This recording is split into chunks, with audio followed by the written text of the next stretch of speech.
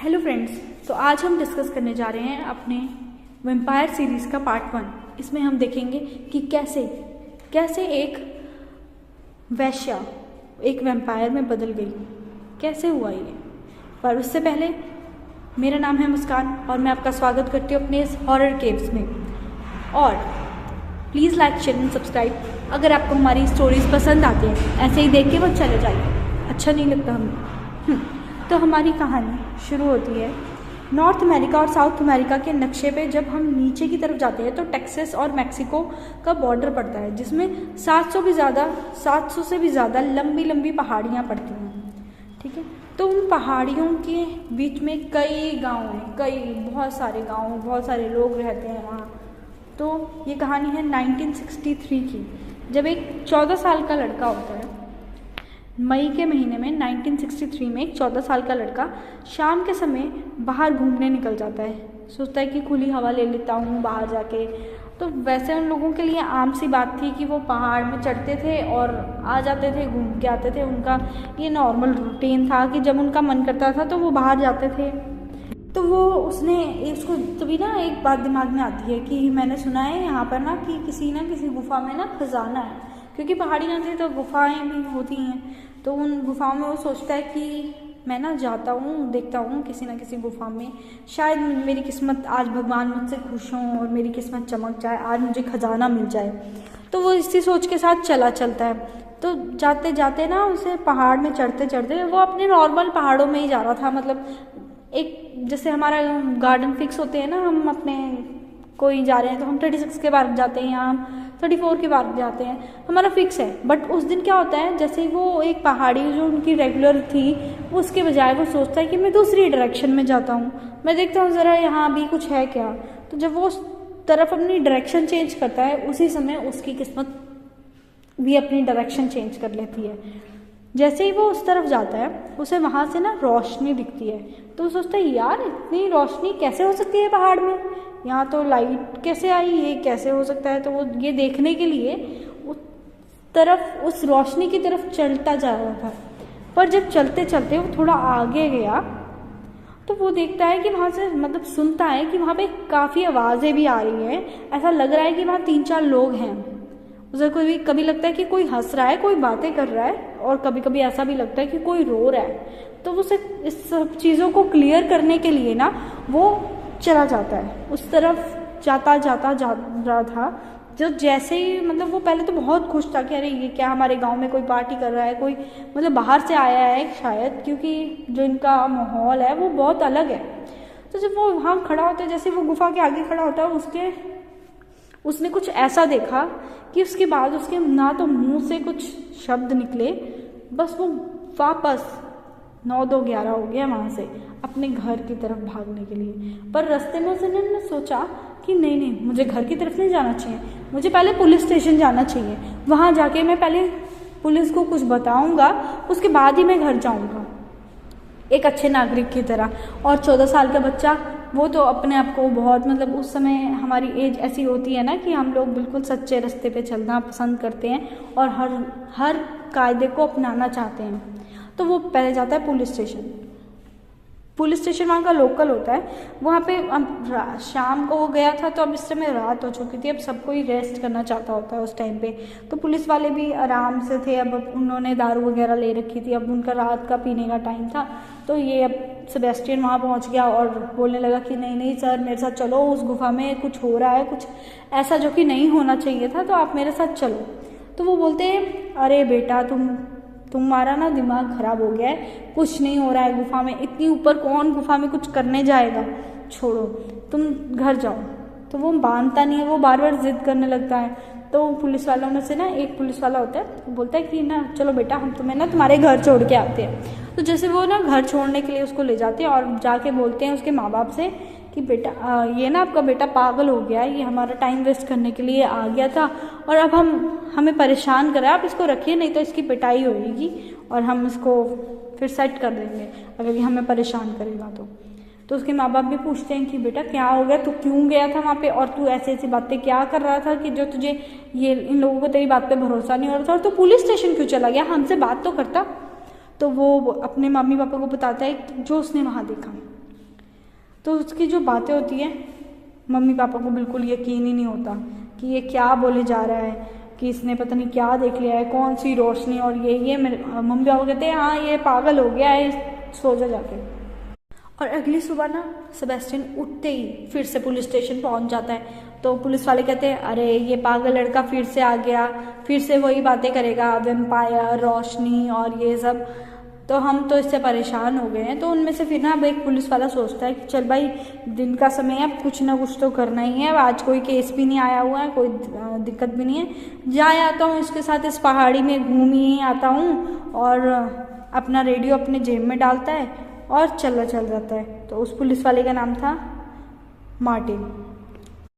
Martin और वो लड़का सेबेस्टियन दोनों ही पहाड़ की तरफ चले जाते हैं। पर अब शाम हो चली थी, वहाँ पुलिस स्टेशन वाले लोग भी देखने लगे कि अरे भाई हमारा बंदा नहीं आया अभी तक, क्या बात होगी।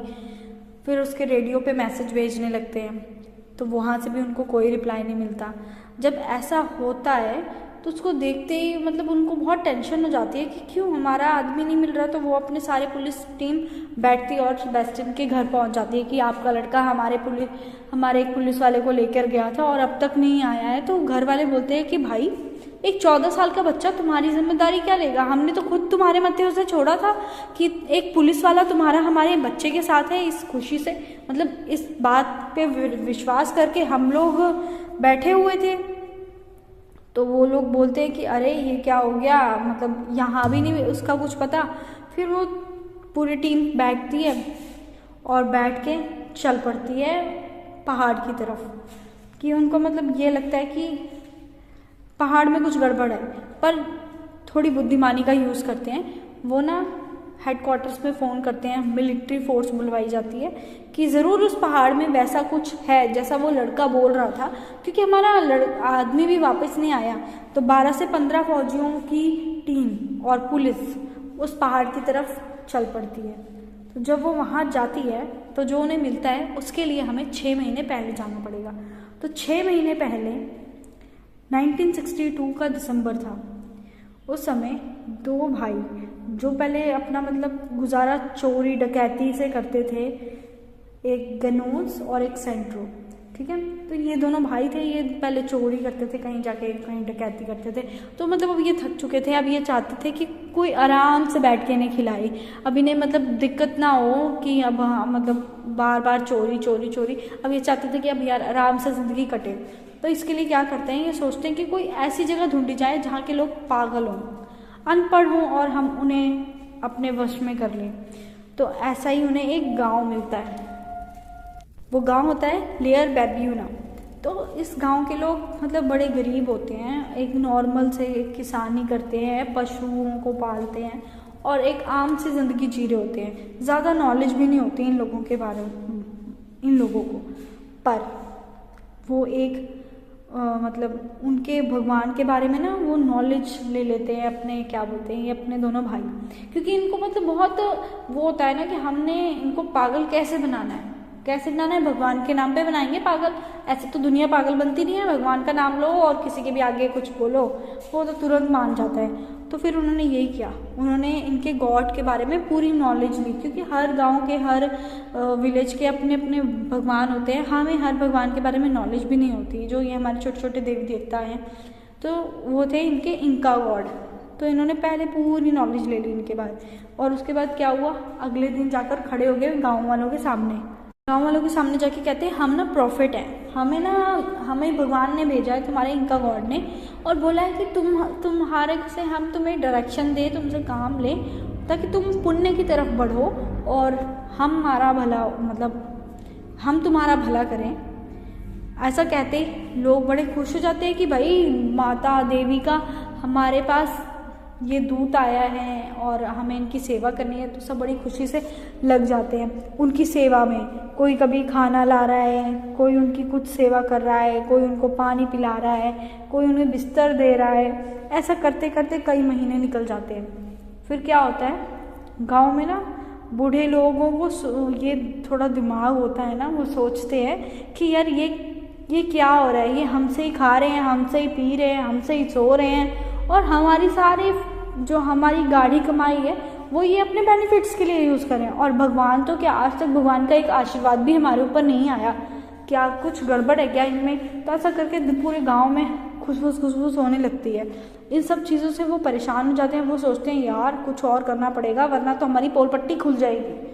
फिर क्या करते हैं, वो उसी दिन ना रातों रात निकल जाते हैं, किसी को पता चले भी ना, और देखते हैं, बाहर ढूंढते हैं कि कोई हमें ऐसा मिल जाए जिसे हम अपने प्लान में शामिल कर सकें। तो उन्हें वहाँ मिलती है एक वेश्या, मग, ठीक है। तो ये लेडी होती है, पहले तो एक वेश्या होती है, वो भी मतलब अपने इस धंधे से कोई भी औरत खुश नहीं होती है। बट वो देखती है कि यार मुझे देवी बनने का काम मिल रहा है, बस मुझे यही काम करना है, ठीक है। वो बोलती है कि मुझे इतना पैसे दे देना और मैं करूँगी जो भी काम है मैं पूरा करूँगी और मैं आ रही हूँ तुम्हारे साथ। तो ये वहाँ से फिर जब जाते हैं, एक ड्रेस खरीदते हैं, पंख खरीदते हैं, मुकुट खरीदते हैं, हथियार खरीदते हैं जो देवियों के पास होते हैं। तो वो वैसा सा उसे जाते हैं और फिर चुपचाप ही जाते हुए पहाड़ में चले जाते हैं और उस मेगलेडा को इतना ऐसे सजा देते हैं कि ये भाई देवी है, बिल्कुल वैसे ही ड्रेस तैयार कर देते हैं उसकी। उसके बाद क्या करते हैं ये लोग, फिर जब अपना मतलब ड्रेस तैयार करके धुएं का इंतज़ाम करते हैं केमिकल्स से, क्योंकि गांव वाले लोग उनको तो नॉलेज ही नहीं है कि धुआं तो भगवान की कृपा के बजाय केमिकल्स से भी उठाया जा सकता है। तो फिर वो क्या करते हैं, अपने उस धुएं से बचने, धुआं उठाने के लिए अलग अलग केमिकल्स लगा देते हैं और जाके गांव में अनाउंसमेंट कराते हैं कि माता जी ना आ गई हैं, वो तुमसे खुश होकर आ गई हैं यहाँ पे और अब तुम लोगों को शाम को यहाँ आना है ऊपर। तो जब ऊपर आना है तुम्हें और अपना मतलब गांव में कोई रहना नहीं चाहिए। अगर ऐसा गांव में कोई रह गया तो माता जी बिल्कुल गुस्सा हो जाएंगी और उनको अच्छा नहीं लगेगा। तो इसलिए तुम सबको ऊपर आना होगा। फिर क्या होता है, शाम होने लगती है, सबको इकट्ठा होने लगता है। तो इसे देख के वो लोग अपना धुएं का इंतज़ाम करते हैं और लोग गाँव वालों के सामने वो वैश्या बिल्कुल माता का रूप लेके ऐसे निकल के आती है जैसे कि वो कोई देवी ही है। और इसे देखते ही गांव वाले बहुत खुश जाते हैं, उसके पैरों में गिर पड़ते हैं कि हे माँ, हम बहुत खुश हुए आप हमारे घर आई, मतलब हम आपको बता नहीं सकते, अब हमारा भला होगा। तो वो माता बोलती हैं कि आपका भला ज़रूर होगा और इन दोनों पे मेरी विशेष कृपा है, आप इनकी सेवा कीजिए, मतलब आप मेरी सेवा कर रहे हैं। और पर उस समय उनको अपने पैरों में पड़ा हुआ देख के उस लड़की को इतनी खुशी होती है ना कि वो भूल जाती है कि कोई वो वैश्या थी, वो अपने आप को देवी समझने लगती है। उस समय तो वो उनको ऐसे बोल देती है कि तुम इनकी सेवा करना और खुश रहना। बट उसके बाद क्या होता है कि उसके मन में ना लालच पैदा हो जाता है और फिर ना जब ये सब अपने अपने घर चले जाते हैं तो ये ना उठ के जाती है थोड़ा रात के समय, चुपचाप जाके लोगों से मिलती है और बोलती है कि अब मैं तुमसे डायरेक्ट कनेक्ट करूँगी, ज़रूरी नहीं है कि तुम्हें उन्हीं की सेवा करनी है, तुम डायरेक्ट मुझसे भी बात कर सकते हो। तो जब ये बातें उन दोनों भाइयों को पता चलती हैं तो भाई कहते हैं कि भाई हम तुम्हें इसलिए लाए थे यहाँ पे कि ये हमारा खेल है, तुम इसे खेल को ख़राब करने के लिए नहीं लेके आए हैं, हम तुम्हें इसलिए लेके आए हैं कि तुम हमारी मदद करो, इसलिए नहीं लेके आए कि तुम खुद ही माता बन के यहाँ सब पे राज करो।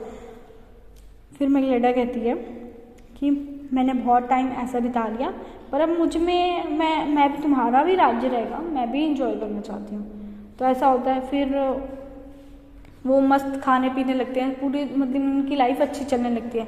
पर गांव के दो लोग जो इस बात को देख रहे होते हैं कि यार पहले भी तो हमारी ज़िंदगी ऐसे ही चल रही थी, पहले हम इन दोनों की सेवा करते थे, अब हम इन तीनों की सेवा करते हैं, हमें तो कोई ऐसा असर ही नहीं लग रहा कि ये माता है या हमारे ऊपर कुछ कृपा कर रही है। तो जब ये दो लोग ऐसी बातें कर रहे थे तो ये दोनों लड़के देख लेते हैं कि भाई ये दो ही हैं, कुछ गड़बड़। फिर वो अपना प्लान बनाते हैं और आज की रात सबको बुलाते हैं। तो जब वो सब ऊपर आते हैं पहाड़ में तो वो जो मेगलेडा होती है वो कहती है मुझे बलि चाहिए, वरना पहले तो वो बलि लेती ही थी जानवरों की, उनका खून पिया करती थी। तो लोग जो अपने उनके खाने पीने के, जो उनके सोर्स ऑफ इनकम के जो साधन, वो पशुपालक वाला काम था उनका, पर वो अब क्या करते थे, अपने जानवरों का ना गला काट के, कुछ काट के लेके आया करते थे और वो पीती थी उस खून को और खुश होती थी, मतलब कि हाँ भाई मैं तुम्हें आशीर्वाद देती हूँ, तुमने मेरे लिए ये किया वो किया। पर आज उन दो आदमियों की बारी थी। अब जैसे ही वो अपने सिंहासन पर बैठी और वो सब लोग आए, तो उसने बोला कि आज मुझे ना आदमियों की बलि चाहिए, और क्योंकि तुम लोगों ने पाप किया है। अब वैसे तो उन्हें पता ही था कि किन दोनों के लिए उनको चाहिए, तो उसने सीधा उन दोनों लड़कों पे उंगली कर दी और उन दोनों को ला के, जो ये गांव वाले थे उनको कहा गया कि इनको बहुत मारो मारो मारो मर जाए, ठीक है, इतना अधमरा कर दिया। और ना वहाँ 2 पिलर लगे हुए थे, उन दोनों पिलरों पे ना एक एक बंदे को ऐसे बांध दिया जाता था, और फिर ये ना उनके घावों को काट काट के उन कटोरों में अपने खून भरती थी और पीती थी। ऐसा करती करती वो मतलब कई दिन उसको बीत गए। हर बार मतलब अब लोगों को पता था कि अगर 50 लोग जा रहे हैं तो 48 लोग ही वापस आएंगे, क्योंकि वो 2 लोगों की बलि लेगी। अब गांव वाले भी ना माता के प्रकोप से डर चुके थे, क्योंकि वो कहते थे कि अगर तुमने मेरी बात नहीं मानी तो मैं तुमको मार डालूंगी और यहाँ से चली जाऊंगी अपने दोनों प्रॉफिट्स को लेके, और तुम्हारा मतलब पूरा गांव जला दूंगी, ये कर दूंगी वो कर दूंगी, मैं माता हूँ, मैं बहुत ये तुम्हारे साथ बुरा कर दूंगी। तो ऐसा करते करते बहुत ज़्यादा टाइम हो गया। अब जब इतना टाइम निकल गया तो वो वाला दिन था जब वो पुलिस वाला और वो सेबेस्टियन ऊपर आए थे। तो उनको देखते ही इन दोनों ने मतलब देख लिया कि भाई बाहर के लोगों को पता चल गया, पुलिस भी आई है। तो उन्होंने क्या किया, दोनों लड़कों ने मिलके एक पिलर पे सेबेस्टियन को बांधा, एक पिलर पे उसको अपने पुलिस वाले को बांधा। और वो क्या किया करती थी कि ना जब लोगों को मारती थी, उनका खून निकालती थी, उनका दिल भी बाहर निकाल लेती थी काट के, और वो भी खा लेती थी। बहुत वेम्पायर से कम तो रह ही नहीं गई थी, वो बन ही चुकी थी। अब वो उस दिन उन दोनों की भी जान ले चुकी थी। जब पुलिस वाले वहाँ पहुँचे तो पुलिस वालों को मतलब देख के वो ये तो समझ चुकी थी कि अब हमने सेबेस्टियन और इसकी एक पुलिस वाले की जान ली है, तो अब पुलिस तो आएगी। तो इन लोगों ने क्या किया कि सारे गांव वालों को बोला कि ना हमने ये ऐसे है, अब आज राक्षस आएंगे, वो हमारे गांव में हमला करेंगे, हमें अपने गांव को बचाना है। ऐसे करके उन लोगों को पागल बनाया। जब ऐसा पागल बना दिया लोगों को, तो लोग बड़े वो मतलब वैसे ही यकीन करते थे उन पे। तो जैसे ही वो लोग पुलिस वाले वहाँ पहुँचे, अपने 12 से 15 के अपने फौजी पहुँचे और पुलिस वाले, तो उन गांव वालों ने ना उन पे हमला कर दिया। तो अब जब अपने आप को बचाने के लिए पुलिस और आर्मी वालों ने भी हमला कर दिया, तो ऐसे कई गांव वाले मर गए और उन पे कंट्रोल किया मुश्किल से पुलिस वालों ने। और फिर उसके बाद उस मैग्लेडा को पकड़ा गया, उन दोनों भाइयों को भी पकड़ा गया। नहीं, वो जो दोनों भाई थे वो शूट आउट में मर चुके थे। अब गांव वालों को अरेस्ट किया गया, मैग्लेडा को अरेस्ट किया गया और मैग्लेडा को लाइफ इम्प्रिजनमेंट दी गई, और गांव वालों को 30-30 साल की सज़ा दी गई जो भी बचे हुए थे। पर उनको एक ऑप्शन भी दिया गया कि अगर आप में से कोई भी मैग्लेडा के खिलाफ गवाही देता है तो हम उसकी सज़ा कम कर देंगे या माफ़ी कर देंगे, अगर कोई सिर्फ 2 आदमी खड़े हो जाओ। पर उन गांव वालों को माता का इतना प्रकोप था, मतलब उनको इतना दिमाग में भरा हुआ था कि ये माता है माता है माता है, तो उनमें से कोई भी गवाही देने तक के लिए राज़ी नहीं हुआ। तो गांव वालों को भी लाइफ इम्प्रिजनमेंट मतलब गांव वालों को 30-30 साल की सज़ा दी गई और हमारी मैग्लेडा को लाइफ इम्प्रिजनमेंट। और जब उसने ये बताया, जब उसकी गवाही मतलब उसने जब ये स्वीकारा, तो उसने बताया कि वो 6 हफ्ते में 16 लोगों को इस तरह मार कर पी चुकी है, उनका खून और दिल खा चुकी है। क्योंकि जब पुलिस वाले भी जब वहाँ उसे अरेस्ट करने गए थे तो वहाँ पे वो हड्डियों के ऊपर से चलते हुए गए थे, वहाँ जगह नहीं थी, वहाँ कंकाल पड़े हुए थे और उनके ऊपर से चल कर गए थे। तो पुलिस ने वहाँ पे वो कटोरे भी बरामद किए जिसमें वो भरकर खून पिया करती थी। तो ऐसे हमारे